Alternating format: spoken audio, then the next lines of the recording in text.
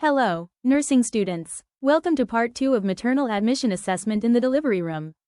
In Part 1, we focused on obtaining a complete maternal history. In this lesson, we will move from what the patient tells us to what we observe, measure, and assess. We will cover the maternal physical examination, labor and membrane assessment, fetal heart rate, warning signs, safe practice boundaries, documentation, and SBAR reporting.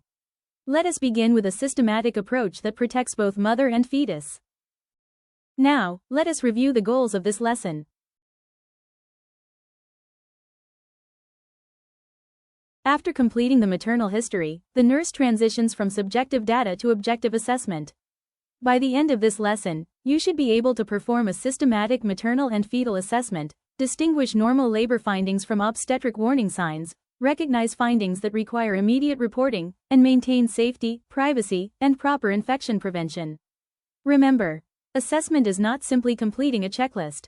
It is a continuous process of recognizing changes and acting early to protect both mother and fetus. We will begin with the assessment sequence. A systematic maternal admission assessment follows 4 connected steps. First, conduct a general survey and obtain maternal vital signs. Second, perform the focused maternal assessment. Third, assess labor by evaluating contractions and membrane status.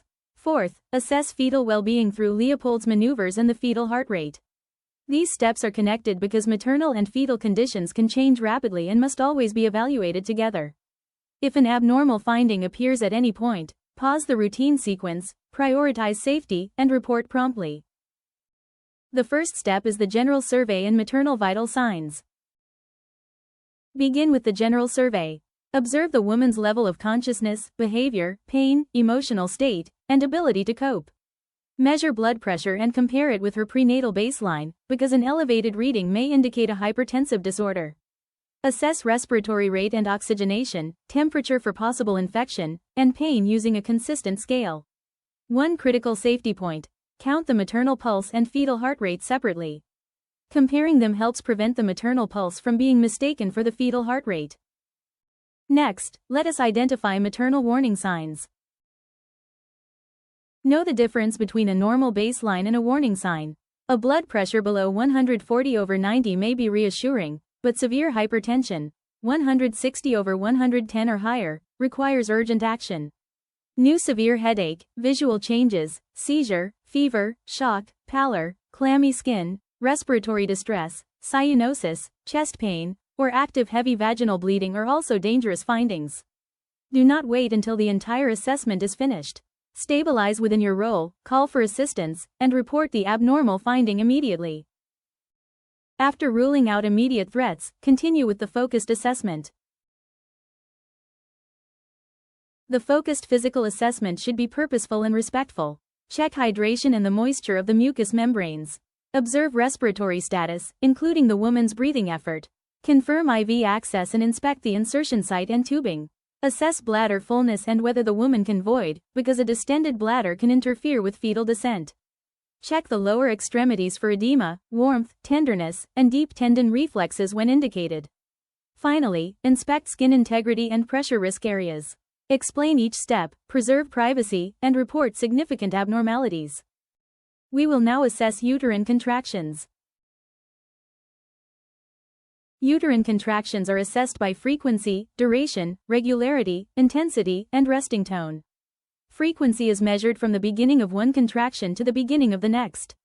Duration is measured from the start to the end of the same contraction. With palpation, intensity may be described as mild, moderate, or strong. Between contractions, the uterus should relax. 5 or more contractions in 10 minutes, averaged over 30 minutes, is uterine tachysystole and requires immediate assessment and reporting because fetal oxygenation may be affected. The contraction pattern helps us distinguish true labor from false labor. True labor is identified by a pattern of regular contractions that become stronger, longer, and closer together. The contractions continue or intensify with walking, and most importantly, they produce progressive cervical dilation and effacement. Pain may begin in the back and move forward. False labor is usually irregular, may decrease with rest or hydration, and does not cause progressive cervical change. Pain is often felt mainly in the lower abdomen. Remember, contraction discomfort alone does not confirm true labor. cervical change is the key evidence. Next, assess whether the membranes have ruptured. When membranes rupture, document the time, color, amount, and odor of the fluid. Clear or pale fluid is commonly expected.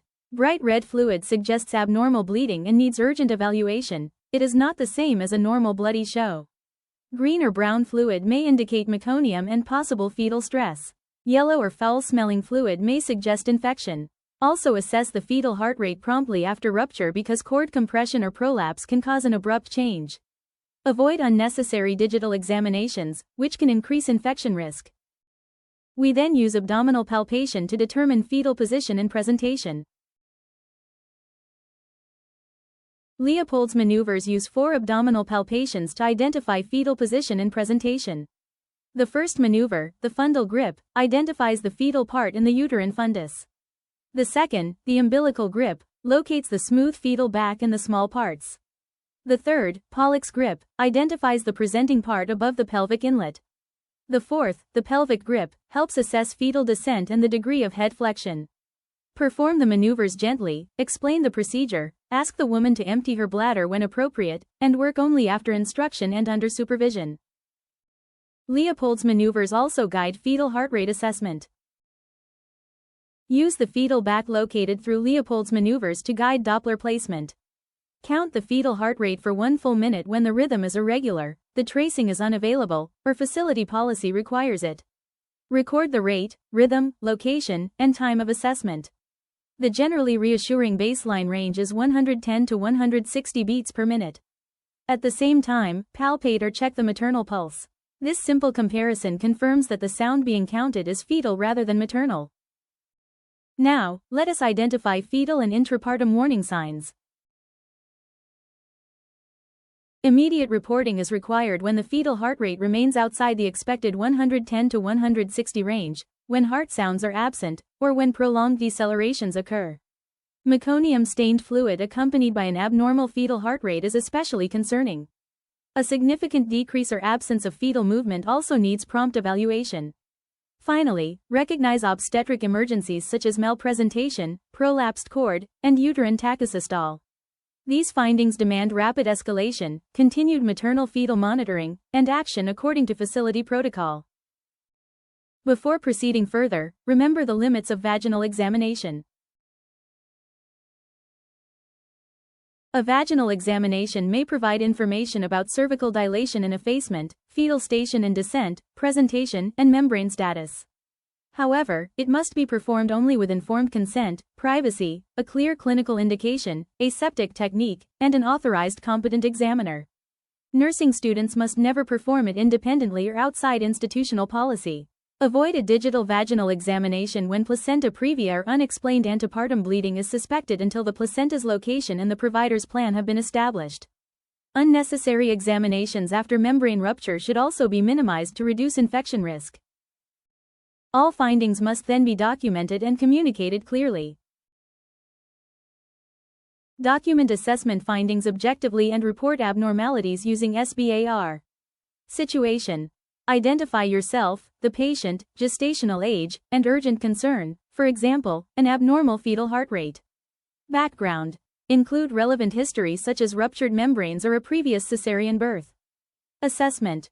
Report current vital signs, contraction pattern, membrane findings, and fetal heart rate. Recommendation. Clearly state what is needed, such as immediate bedside assessment and continuous fetal monitoring. Read back orders when required, document the notification, and never use vague statements such as, "The patient does not look well." Let us apply the entire process to a clinical case. Consider this case. A 35-year-old, gravida 4, at 38 weeks and 5 days, with a previous cesarean birth.